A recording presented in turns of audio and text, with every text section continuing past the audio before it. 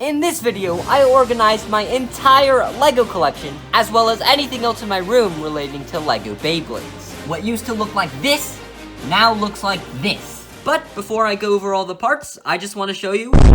Yep, this is a gigantic ball of tape I cleaned from my room. And if you thought that was bad, I filled my entire stadium with plastic bags.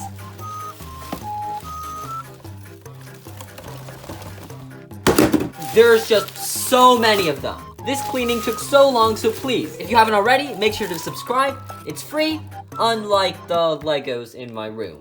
Starting from the ground up, we have my color palette, which is basically all my small pieces sorted by color. They mainly comprise of 1x1 tiles, 1x2 tiles, 1x1 plates, and 1x2 plates, which are useful for decorating the top of the bay. Also, most of the colors come with their transparent variants, since they're pretty common and are pretty similar. So in the first basket, we have yellow, red, then white and clear, lightish bluish gray, which I should really get more of, blue and black, shades of green, orange, all other shades of blue since I have quite a lot of them, and purple. There's also a basket for all other colors, which features some colors that aren't very appealing or common, like magenta, pink, dark bluish gray, or brown. But there are some gems in here with the gold or trans pink. Below these are the large wedge plates, which I use as a basic structure for many of my bays. I have quite a lot of them, including some large round plates which serve a similar purpose. Besides that are the smaller plates and wedge plates, ranging from 2x2 to 4x4. Now we're on the more specialized types of parts. The first one being decoration, such as with these 2x2 tiles that are great for centerpieces, and these quarter tiles and such, and just rarer pieces in general. For example, we have this silver, which is great for imitating metal, and these wedge things. Curved slopes work well with brackets to give a rounder feel for the bay. Normal slopes serve a similar purpose while being sharper in their shape.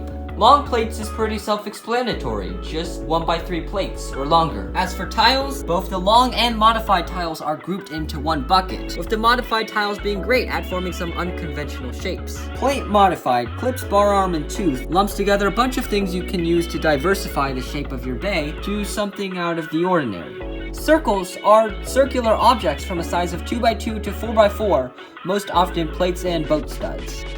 On to a new one, we have Technic Large, which mostly features gears, Technic plates and bricks, and rubber tires. Of course, there's also Technic Small, with pieces such as axles, pins, and bushels. Next is launchers, where I keep my Lego launchers and parts needed to create them, such as gear racks. Bracket Small has brackets and snot bricks, from 1 to 2 studs wide. And Bracket Large has 2x2 and 1x4 brackets, both of the bracket buckets being extremely important in creating Lego bays. Next are hinges, jumpers, and turntables, all of which change the shape of the bay through free spin, free movement, or offsetting points of contact. Bars has everything relating to bars, including things that connect to them. And lastly, what organizing system would be complete without an other basket?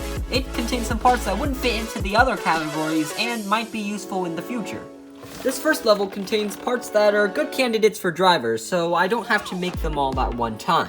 The second level contains some of my past creations that you might recognize, but aren't really used by me anymore, or like these bays, don't have too much purpose besides being fun to look at. The last level contains bays that I made that were created by other people, as well as these Ninjago spinners, which I call metal bays, that I kind of forgot about.